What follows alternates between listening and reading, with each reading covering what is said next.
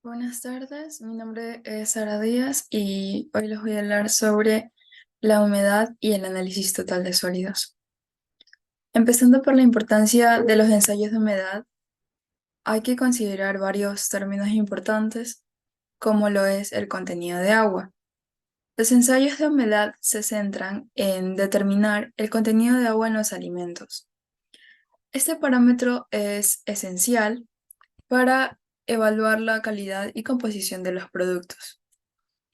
La materia seca y los sólidos totales también son conceptos clave, ya que se le considera materia seca a la parte del alimento que queda después de eliminar toda la humedad, y los sólidos totales representan la suma de todos los componentes sólidos presentes en el alimento. Estos pueden ser tanto carbohidratos como proteínas y también grasas.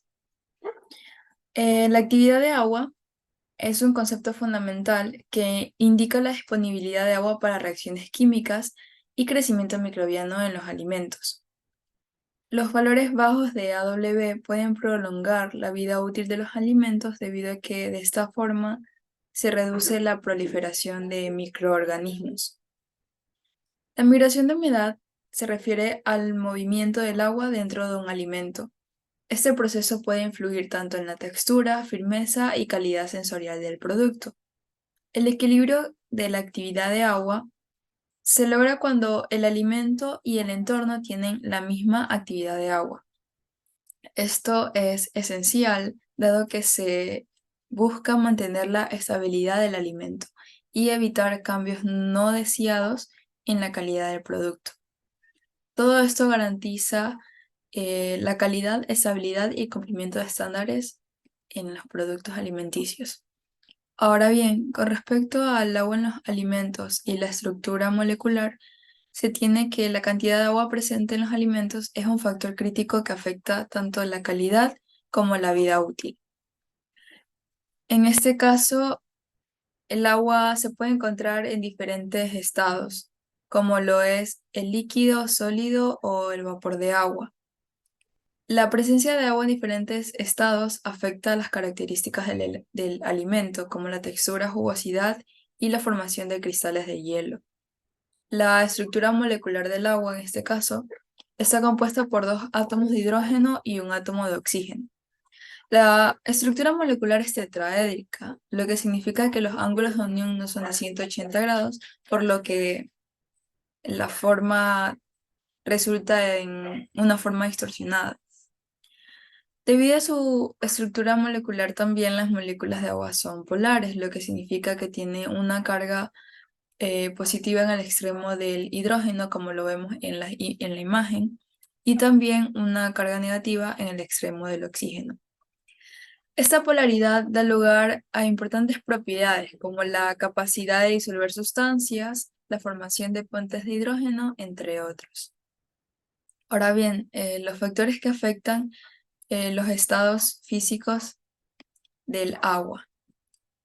Pues bien, tenemos que la temperatura y la presión del ambiente son estos factores que pueden afectar a los estados físicos, ya que al aplicar calor al agua sólida, ésta se convierte en líquido, es decir, se pasa por un proceso de fusión, y al continuar aumentando la temperatura, el líquido se va a convertir en gas, que es la evaporización.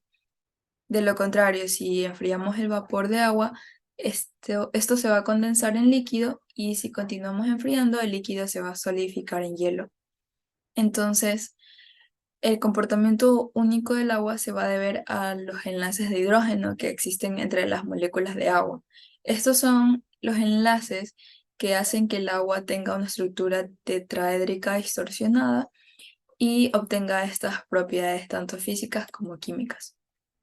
Con respecto a la interacción del agua con los ingredientes alimentarios, se tiene que las principales fuerzas intermoleculares que interactúan con el agua son especialmente los enlaces de hidrógeno, que, bueno, son relevantes, pero también existen otros tipos de interacciones, como las interacciones dipolo-dipolo entre las moléculas de agua y otros componentes del alimento, atracciones iónicas y las fuerzas de Van der Waals.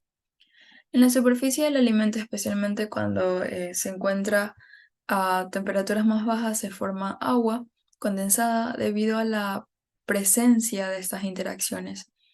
Esta agua condensada puede afectar asimismo la textura y la apariencia de los alimentos y también puede contribuir a la migración de sabores y nutrientes en la superficie. Por otro lado, en el interior de la matriz alimentaria, el agua también puede internalizarse en los aspectos intermoleculares de los ingredientes. ¿Esto qué quiere decir? Bueno, que algunos alimentos como geles o productos fritos presentan dificultades para la eliminación del agua, que está atrapada físicamente debido a su estructura y propiedades. Esto puede afectar a la calidad y estabilidad de los alimentos.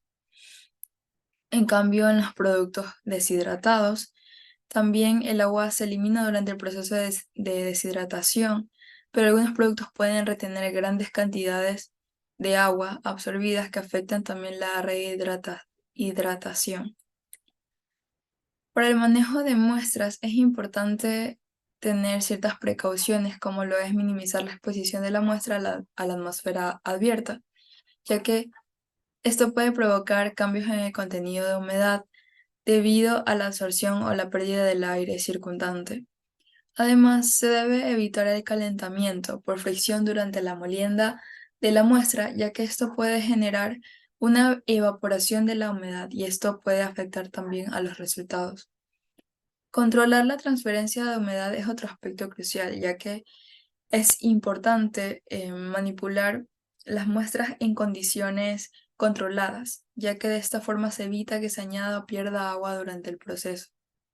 Las fluctuaciones de temperatura también pueden afectar el contenido de humedad de la muestra, por lo tanto es esencial mantener un control estricto en estas condiciones de temperatura para poder evitar estos cambios indeseados.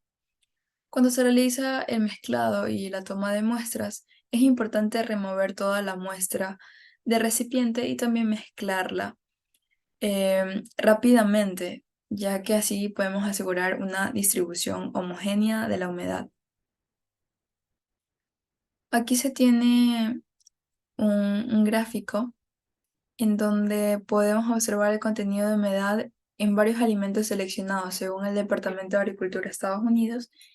Y bueno, como ejemplificación, puedo decir que las carnes, los pescados o la leche tienen un contenido de humedad alto, a diferencia de otros productos que tienen contenido de humedad bajo, como lo puede ser en este caso las harinas, los cereales y entre otros frutos secos también. Ahora, la actividad de agua es un parámetro crítico en el análisis de humedad de alimentos, ya que indica la cantidad de agua disponible para llevar a cabo reacciones químicas y permitir el crecimiento microbiano en el producto. La actividad de agua, bueno, es un número adimensional. Esto va a oscilar entre 0 y 1. ¿Qué significa el 0? Que no hay presencia de agua, mientras más se acerca este número adimensional a un valor de 1, esto va a indicar la presencia de agua pura. La determinación de la actividad de agua es comúnmente realizada midiendo la presión de vapor de agua presente en el alimento y se la compara con la presión de vapor de agua a la misma temperatura y presión. Ahora, aquí tenemos, bueno, como podemos observar tanto a la derecha y a la izquierda, son mapas de la estabilidad de los alimentos. Bueno, ¿qué nos quiere decir esto? Ambas están en función de la actividad de agua, ¿ya? Esto ilustra el comportamiento de las distintas reacciones de deterioro y crecimiento microbiano en los mismos. Se observa que la habilidad del agua por actuar como solvente, medio o reactante se va a incrementar al incrementarse la actividad de agua. Con la determinación de la actividad de agua de los alimentos es posible predecir qué microorganismos pueden causar deterioros e enfermedades, ¿ya? Por lo que se considera crucial o una importante propiedad desde el punto de vista de la inocuidad alimentaria también. La actividad de agua puede además jugar un papel clave en la actividad enzimática y vitamínica en los alimentos, así como en propiedades físicas como la textura, el tiempo de vencimiento de los mismos. Ahora, con relación a las isotermas de sorción, estas son herramientas importantes en el estudio de las propiedades de sorción de los alimentos. Esos gráficos proporcionan información sobre la higroscopicidad y la capacidad de absorción y desorción de agua en productos alimenticios. La hidrocapacidad no es nada más ni nada menos que la cantidad de agua que la muestra puede retener cuando se encuentra en equilibrio con una AW específica. Esta propiedad es vital para determinar tanto la calidad como la vida útil de los alimentos, ya que la humedad es la que afecta directamente la estabilidad, textura y sabor.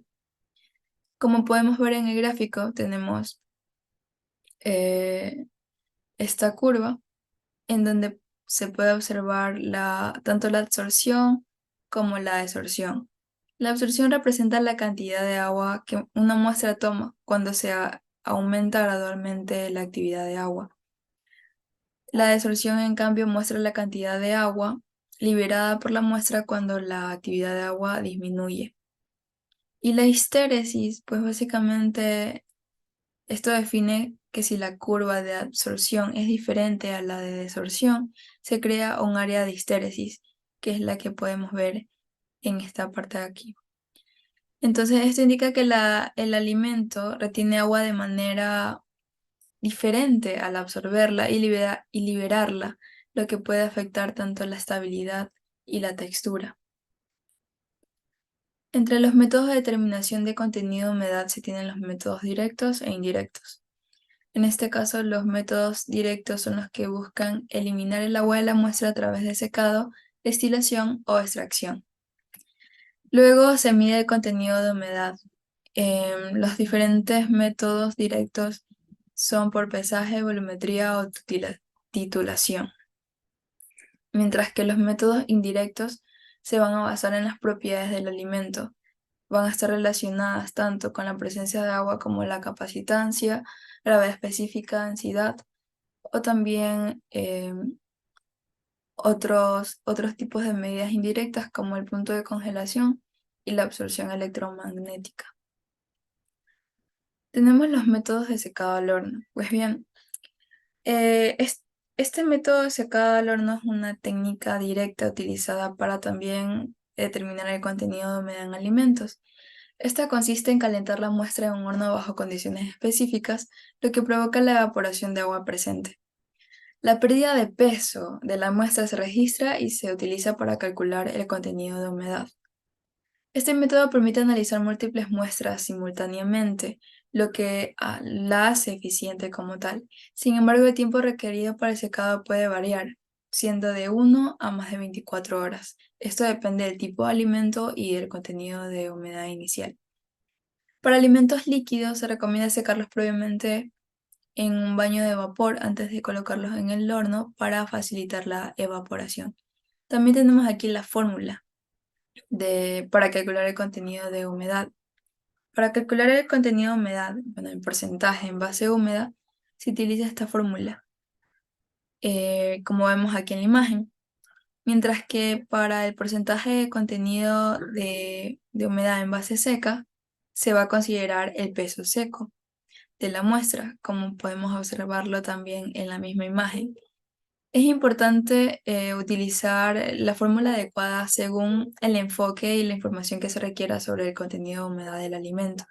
Por último, se tiene el concepto del porcentaje, bueno, en este caso se calculan los sólidos totales, y esto se refiere a la cantidad de sólidos presentes en el alimento, es decir, todo lo que queda después de eliminar la humedad. Y esto se calcula restando el porcentaje de humedad eh, y se lo resta, o sea, 100 menos el porcentaje de humedad, ya que representa el porcentaje restante de componentes sólidos en la muestra. Ahora bien, otra de las técnicas, o bueno, métodos directos, se tiene el horno de tirado forzado y el horno vacío. El horno de tirado forzado es un equipo ampliamente utilizado para determinar también el contenido de humedad y sólidos en alimentos. En este método, como vemos en la imagen, la muestra se pesa rápidamente en una bandeja previamente secada y luego se va a colocar en el horno con un tiempo de secado que puede variar entre un rango de 0,75 a 24 horas. Esto va a depender también del alimento. Por otro lado, el horno al vacío, que es este que vemos acá abajo, es utilizado para secar los alimentos con un alto contenido de carbohidratos a una temperatura controlada que no va a superar los 70 grados centígrados. Este método de secado se va a realizar bajo una presión adecuada, que generalmente está entre un rango de 25 y 100 mm de mercurio, durante un periodo de 3 a 6 horas. ¿Ok? Entonces, también para llevar a cabo el secado al vacío, es necesario establecer una purga de aire seco en la cámara del horno y tener un control preciso de la temperatura y la presión al interior del equipo. Con respecto al secado infrarrojo, esta es una técnica que se utiliza, eh, que utiliza la radiación infrarroja para proporcionar calor a la muestra, lo que acorta significativamente el tiempo de secado en comparación con otros métodos tradicionales. Este método es rápido y eficiente, con tiempos de secado aproximadamente 10 a 25 minutos. Para llevar a cabo este secado infrarrojo se utilizan lámparas infrarrojas con una temperatura de filamento de alrededor de 2000 a 2500 K para suministrar el calor necesario. Estas lámparas van a emitir radiación infrarroja que penetra en la muestra y calienta el agua presente en ella, provocando la evaporación. En eso se basa. Es importante tener en cuenta de que esto no está oficialmente aprobado por la AOAC International para el análisis de alimentos, pero es un método que se puede utilizar ya que así se obtienen resultados cualitativos de forma rápida. Con respecto a este método, que también es un método directo, tenemos el método de destilación, que se puede dividir en dos: destilación directa o destilación de reflujo. La diferencia es que en la destilación directa, el método utilizado para determinar el contenido de humedad en muestras líquidas o líquidos en mezclas con sólidos va a consistir en calentar la muestra hasta su punto de ebullición. Entonces se va a recoger y condensar el vapor de agua y se va a pesar el agua recogida para calcular el contenido de humedad. Mientras que en la destilación de reflujo de Bidwell-Sterling es un método más preciso que la destilación directa, especialmente para las muestras que van a contener un alto contenido de humedad. Esto va a consistir en calentar la muestra hasta su punto de ebullición y condensar el vapor de agua en una trampa de vidrio con un tubo de reflujo. El agua condensada se devuelve a la muestra, entonces esto va a permitir que el proceso se pueda ir repitiendo varias veces. Entonces esto va a aumentar la eficacia del método y va a mejorar la precisión de la determinación del contenido de humedad. Tenemos otro de los métodos, en este caso un método químico, que es la valoración de Carl Fisher. Este método se utiliza porque es un método preciso y directo para determinar el contenido de humedad en los alimentos que contienen bajo contenido de agua. Es ideal para productos tantos como frutas secas, verduras secas, dulces, chocolates, café tostado, aceites, grasas, así como aquellos ricos en azúcar o proteína. Este método se prefiere cuando otros métodos como el calentamiento o el vacío pueden dar resultados inexactos o producir pérdidas de volátiles. Esto se basa en una reacción química entre yodo y dióxido de azufre en presencia de agua. Es decir, que cada molécula de agua va a reaccionar con un mol de yodo y un mol de dióxido de azufre, y esto va a permitir cuantificar la cantidad de agua presente en la muestra. En este método se va a utilizar una solución metanólica que va a contener yodo, ácido dióxido de azufre y piridina en una proporción específica.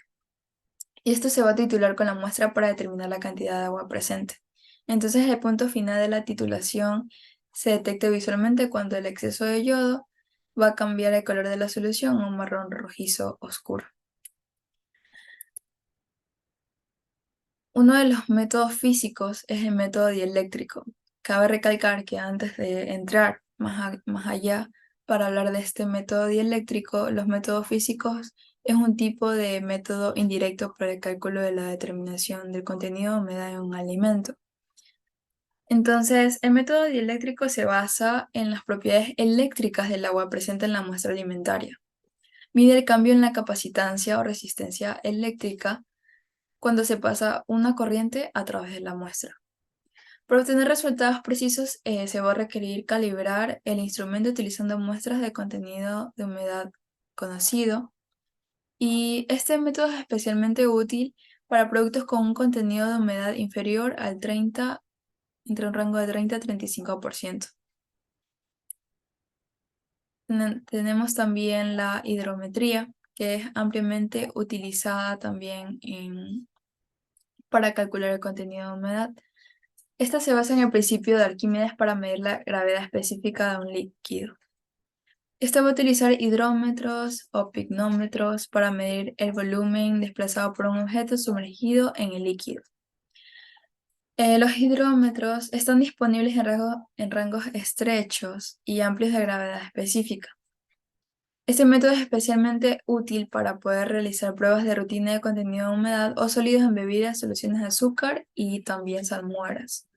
Aunque las mediciones son rápidas, los hidrómetros no son tan precisos como los pignómetros. Entonces, aún así, de todas formas se utilizan ambos. Los hidrómetros de Baume y Briggs son ejemplos comunes de hidrómetros utilizados en diferentes aplicaciones para determinar, en este caso, la gravedad específica de líquidos y el contenido de azúcar. Por ejemplo, el hidrómetro de Baume. Este hidrómetro se utiliza originalmente para determinar la densidad de soluciones salinas. En cambio, el hidrómetro Briggs es utilizado principalmente para medir el contenido de azúcar en soluciones como jugo de frutas y jarabes. Otro de los métodos utilizados es la refractometría. Este es un método de análisis óptico ampliamente utilizado en la industria alimentaria para medir la concentración de solutos disueltos en líquidos. Esta se va a basar en la desviación de un haz de luz al pasar de un medio a otro con diferente densidad, lo que va a permitir determinar el índice de refracción del líquido. Ese índice es una constante adimensional que depende de la concentración y la naturaleza de los componentes presentes en el líquido. En la industria alimentaria, la refractometría es especialmente útil para determinar estos sólidos solubles en productos como jarabes, jugos de frutas y leches condensadas. Estos van a estar calibrados en grados Briggs, que es una escala que indica la cantidad de sacarosa en peso de una solución. Esta calibración es particularmente precisa para soluciones de sacarosa pura. Tenemos otro de los métodos indirectos como la espectroscopia infrarroja. El análisis infrarrojo es una técnica importante utilizada también en la industria de alimentos para el control de la composición de los alimentos durante el procesamiento. Esta expone la muestra a radiación IR y mide las longitudes de onda absorbidas para obtener un espectro IR. Los picos de absorbancia están relacionados con los grupos funcionales presentes en la muestra. Cabe recalcar que esta también se utiliza principalmente para determinar el contenido de humedad en alimentos, utilizando bandas específicas, especialmente como vemos aquí, eh, van a estar relacionadas con el grupo OH de la molécula del agua. Y bueno, esto es uno de los métodos oficiales utilizados, pero también se tiene la absorción de microondas, que utiliza ondas electromagnéticas con una longitud de onda que va de 0,001 a 1 metro y una frecuencia de 0,3 a 300 GHz. Se basa en la diferencia de permitividad entre el agua y los materiales secos. Dado que la permitividad de los materiales secos es mucho más baja que la del agua, esta técnica permite medir estos cambios en la cantidad de agua en una muestra. Y por último se tiene el punto de congelación en los alimentos. Esta es una propiedad física crucial en los alimentos, ya que esta se ve o se puede ver afectada por la presencia de agua y otros solutos en una solución alimentaria. La adición de solutos influye en propiedades como la presión de vapor, punto de congelación, punto de ebullición, presión osmótica.